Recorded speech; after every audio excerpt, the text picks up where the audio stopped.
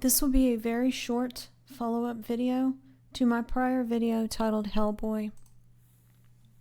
In my prior video, Hellboy, I said the creator of Hellboy, Mike Mignola, appeared to be in the club because of the type of art he created, with the main character, Hellboy, being a demon and a superhero, and also because of the language used in the documentary, the promotional documentary that I watched about him and his character Hellboy.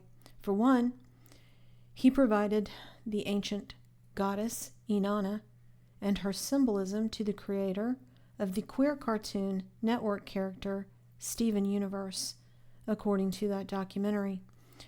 For more information on Hellboy, see my video titled Hellboy. Here's one of his Hellboy comics titled The Bones of Giants. Apparently they do love the bones of their dead ancestors, Nephilim.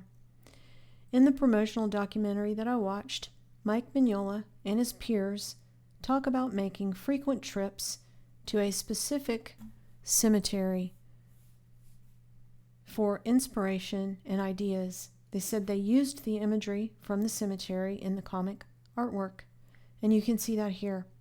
The top image is from the cemetery and the bottom is from the comic.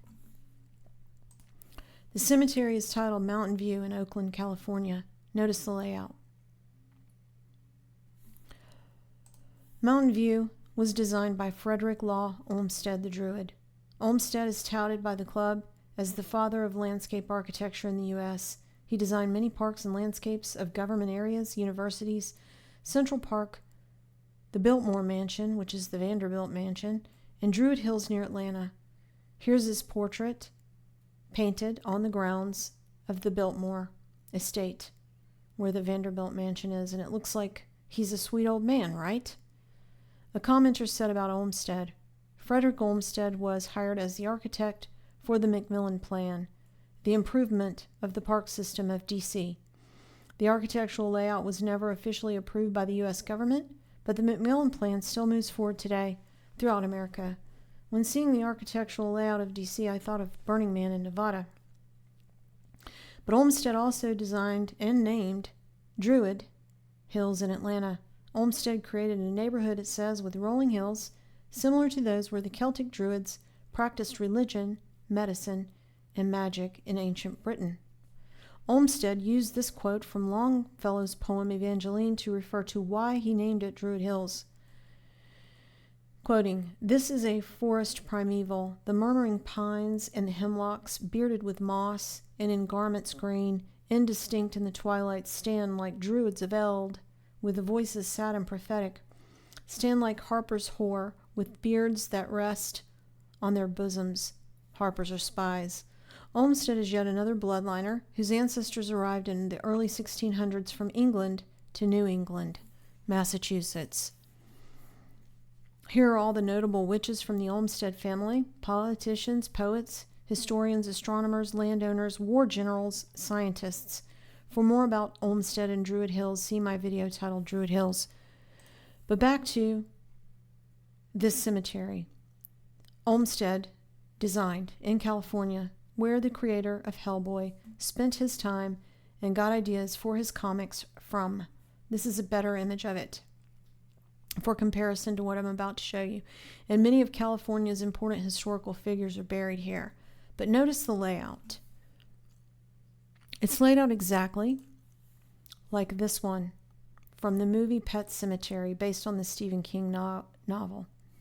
It's in this circular, ritualistic design, and it even has the same center and the same number of concentric rings. And I always found this an extremely creepy scene in the movie Pet Sematary. But see here, you've got a circle in the middle and then 3 concentric rings coming out. Same here. Circle in the middle, 1, 2, 3. It's the exact same.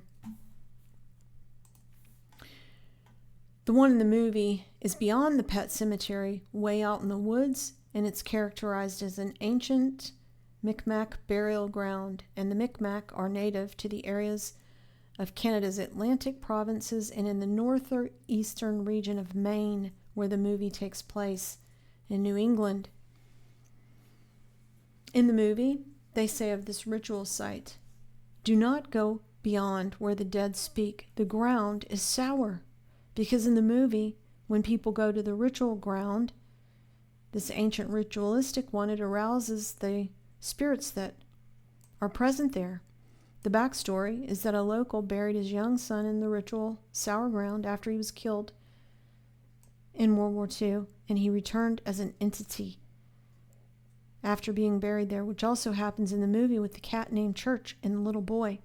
So I'm not a witch, but I'm guessing this is a very specific layout.